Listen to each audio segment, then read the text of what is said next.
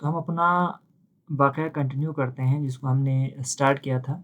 हम past paper को कर रहे हैं। तो हमारे पास क्वेश्चन नंबर 5 है, ये आर वाला पार्ट है, ठीक है जी? ये आपने ज़हन में रखना है। तो हमारे पास क्वेश्चन ये है कि explain why is the falling drop of water is spherical in shape. So here there is 2 questions, ठीक है? आप देख सकते हैं 2 क्वेश्चन्स हैं। तो पहले हम इसको करेंगे पहले वाले पार्ट को क्वेश्चन के, फिर हम सेकंड पार्ट की तरफ जाएँगे, ठीक है जी? दोनों एक दूसरे से बिल्कुल कनेक्टेड है। अगर ये चीज़ आपको क्लियर हो गया ना तो ये ऑटोमेटिकली क्लियर हो जाएगा, ठीक है? सरफेस टेंशन से ही हमारा ये भी क्वेश्चन है। तो आपसे ये पूछा है कि जो ड्रॉप गिरता है वाटर का वो स्फेरिकल इन शेप क्यों होता है? ठीक है जी, तो इसका मैं सबसे पहले समझाने पे कोशिश करूँगा। वो बिकॉज़ ऑफ सरफेस टेंशन, ठीक है जी? तो एक चीज़ आपने याद रखनी है सरफेस टेंशन की वजह से। अब सरफेस टेंशन क्या है? ये एक ऐसा कांसेप्ट है ना जिसमें मैं एक एग्ज़ाम्पल से आपको समझाने की कोशिश करता हूँ। मिसाल के तौर पर मेरे पास एक कंटेनर है, इसमें लिक्विड के कुछ मॉलिक्यूल सरफेस पर हैं और कुछ मॉलिक्यूल इंटरनल साइड पे, ठीक है? अब अगर मैं यहाँ से आपको एक्सप्लेन कर दूँ ना सरफेस वाले मॉलिक्यूल और इन दोनों में क्या फ़र्क है?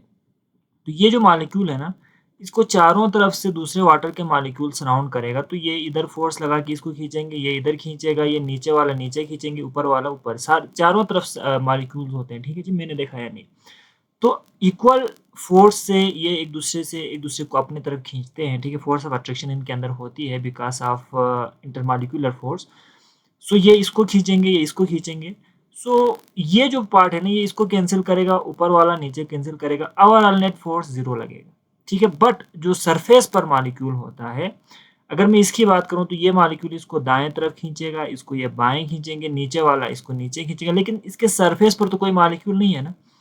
तो ऊपर से खींचने वाला इसका कोई भी मॉलिक्यूल मौजूद नहीं है। तो क्या होगा, लेफ्ट और राइट और लेफ्ट एक दूसरे को कैंसिल कर देगा। बट नीचे जो फोर्स है ना, ये ऊपर कैंसिल वाला नहीं है, तो नेट फोर्स सरफेस पर मॉलिक्यूल के ऊपर एक फोर्स नीचे की तरफ, तमाम सरफेस पर मौजूद मॉलिक्यूल पर एक फोर्स नीचे की तरफ लगेगी and that force is called, ठीक है जी, that force is called surface tension. तो ये सरफेस पे वाला मॉलिक्यूल ऊपर जाना चाहेगा एवापोरेशन की वजह से, ठीक है? सबसे पहले ऊपर जाएंगे ना, टेम्परेचर आप अगर लग रहा हो इसको, लेकिन नीचे वाला मॉलिक्यूल इसको जाने नहीं देगा। सो क्या होगा कि ऊपर ये खुद जाना चाहता है, नीचे साइड से मॉलिक्यूल इसको जाने नहीं दे रहा। So there is a tension. Physics में आप एक कंसेप्ट पढ़ते हैं ना, टेंशन क्या होता है? जब दो फोर्स में खींचातानी होती है, ठीक है जी? तो ये जो मॉलिक्यूल है ना, इसको ज़्यादा एनर्जी चाहिए अगर ये ऑपरेट होना है तो, ठीक है जी? तो that is called surface tension. और सरफेस टेंशन को अगर हम डिफाइन करें तो हम कैसे करेंगे? The amount of energy required to expand the, ठीक है जी, surface of liquid per unit area. तो that is some type of energy, surface tension वाला। तो अब ये जो सरफेस टेंशन है ना, ये इस पर लग रहा है सरफेस के मॉलिक्यूल पर। और एक और अहम चीज, जितना सरफेस एरिया ज्यादा होगा, ठीक है, जितना ये एरिया ज्यादा होगा सरफेस टेंशन उतनी ही ज्यादा होगी, ठीक है जी? जितना सरफेस टेंशन होगा वो मॉलिक्यूल या वो जो पूरा के पूरा जो लिक्विड है वो उतना ही ज्यादा अनस्टेबल होगा। तो वाटर क्या करता है? वाटर अगर वो यहाँ से नीचे गिर रहा है ना, तो वो कोशिश करता है ना सफेरिकल फॉर्म में नीचे गिरे, इस तरह से ड्रॉप ड्रॉप वाइज, ठीक है? आपने देखा होगा ना कतरे नीचे ड्रॉप वाइज गिरते। सवाल यही पूछा है क्यों? क्योंकि ड्रॉप वाइज जब गिरते हैं ना तो इसका वॉल्यूम तो ज़्यादा होता है, लेकिन वॉल्यूम के हिसाब से इसका जो सरफेस एरिया है बहुत ही कम हो जाता है। तो जितना सरफेस एरिया कम होगा, ठीक है जी, उतना ही सरफेस टेंशन भी कम होगा, ठीक है जी? सरफेस एरिया डायरेक्टली रिलेटेड है सरफेस टेंशन रिलेटेड है सरफेस एरिया से। तो सरफेस एरिया जितना कम होगा सरफेस टेंशन भी उतना ही कम होगा। तो स्फीयर में यही फायदा होता है कि इसका सरफेस एरिया कम है तो सरफेस टेंशन कम होगा। जितना सरफेस टेंशन कम होगा वो मॉलिक्यूल उतना ही ज़्यादा स्टेबल होगा, जितना सरफेस टेंशन ज़्यादा होगा वो उतना ही ज़्यादा अनस्टेबल होगा। तो फॉलिंग ड्रॉपलेट, क्योंकि स्फीयर में सरफेस एरिया बहुत कम होता है, दैट्स वाई जब वो गिरता है लिक्विड तो कोशिश करता है हमेशा ड्रॉप वाइज गिरे ताकि वो ज़्यादा स्टेबल फॉर्म में नीचे की तरफ चला जाए, ठीक है? तो ये आपके पास था फर्स्ट क्वेश्चन का आंसर। एंड सेकेंड क्वेश्चन का आंसर क्या है? Has water high surface tension then ether. तो आपसे पूछे कि वाटर का सरफेस टेंशन ईथर से ज़्यादा है, तो बिल्कुल है, ठीक है, यस कहेंगे आप। क्यों है? क्योंकि सरफेस जो टेंशन है ना, दो फैक्टर पर डिपेंड करता है। एक टेम्परेचर पर करता है और दूसरा डिपेंड करता है जी इंटरमॉलिक्यूलर फोर्स पर, ठीक है? टेम्परेचर जितना ज़्यादा होगा ठीक है जी, सरफेस टेंशन उतना ही कम होगा क्योंकि लिक्विड ईज़िली एनर्जी उसको मिलेगा, वो इवेपोरेट हो जाएगा ना, टेंशन रहेगा नहीं। लेकिन जो हमारे पास अभी जो मैंने बात की है यहाँ पर इंटरमॉलिक्यूलर फ़ोर्स की, वो उसके क्या है, वो क्या है, डायरेक्टली रिलेशन है। जितना इंटरमॉलिक्यूलर फ़ोर्स ज़्यादा होगा, सरफेस टेंशन उतना ही ज़्यादा होगी। तो वाटर में हमें as we know that water के अंदर कौन-सी बॉन्डिंग होती है, इसके अंदर होती है हाइड्रोजन बॉन्डिंग। स्ट्रॉन्ग बॉन्डिंग है ना, ठीक है, it is very strong bond, hydrogen bonding.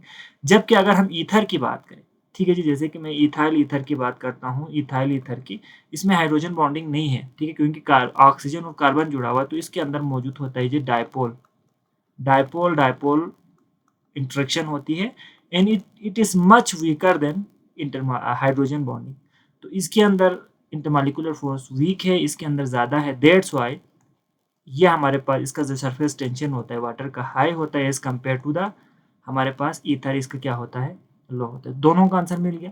अब मैं एक प्रॉपर आपको यहाँ पर आंसर लिखूंगा, ठीक है, क्योंकि ये भी बहुत ही ज़्यादा ज़रूरी है समझना। तो एक चीज़ है और दूसरा हमारे पास है कि हम भाई कैसे इन चीज़ों को लिखते हैं पेपर के हवाले से, ठीक है जी।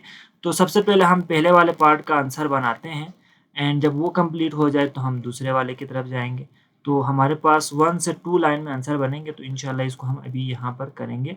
ये सवाल थोड़ा सा लंबा हो गया, बट अगेन एक चीज़ आपको समझ में आ गया तो आपका फ़ायदा है। तो मैं क्या लिखूंगा, why falling drop of water is spherical in shape. तो इसका मैं आंसर इस तरह से लिख सकता हूँ, मॉलिक्यूल्स, ठीक है जी, मैं यहाँ पर लिखता हूँ molecules on the surface on the surface of liquid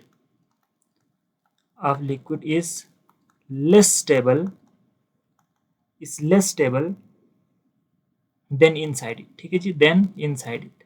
जो अंदर मॉलिक्यूल होता है उससे वो ज़्यादा अनस्टेबल होता है क्योंकि सरफेस टेंशन की वजह से, ठीक है। सो यहाँ पर क्या होगा, अब आगे मैं इसको बढ़ाता हूँ, क्या लिखेंगे हम, so liquid is stable, so so the liquid is stable if it has fewest, ठीक है जी, फ्यूएस्ट यानी बहुत कम, बहुत छोटा, ठीक है जी, if it is fewest molecule on surface, fewest molecule on surface, right. So due to surface tension, हम ये भी लिखेंगे ना, due to less surface, surface tension कम होती है ना, due to less surface tension, ठीक है।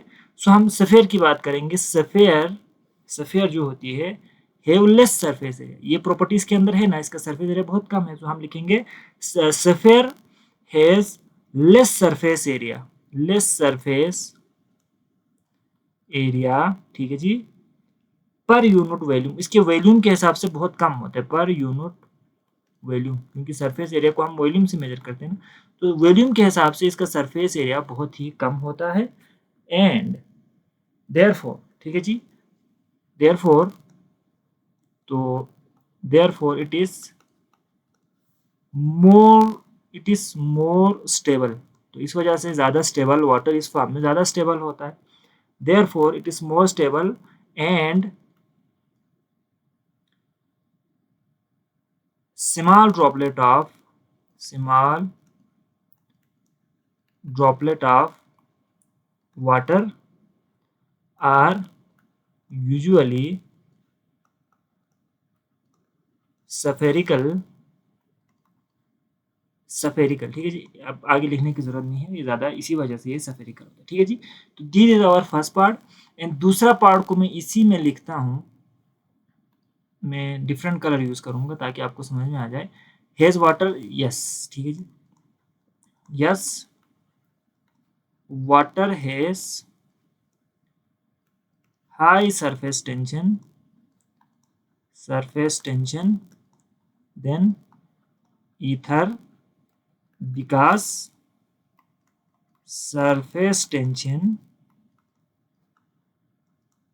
depends upon, ठीक है जी, डिपेंड्स अपॉन इंटरमॉलिक्यूलर फोर्सेस, ठीक है जी, stronger the force, stronger the, यानी इंटरमॉलिक्यूलर फोर्स जितना ज़्यादा होगा, stronger the force, higher higher will be the surface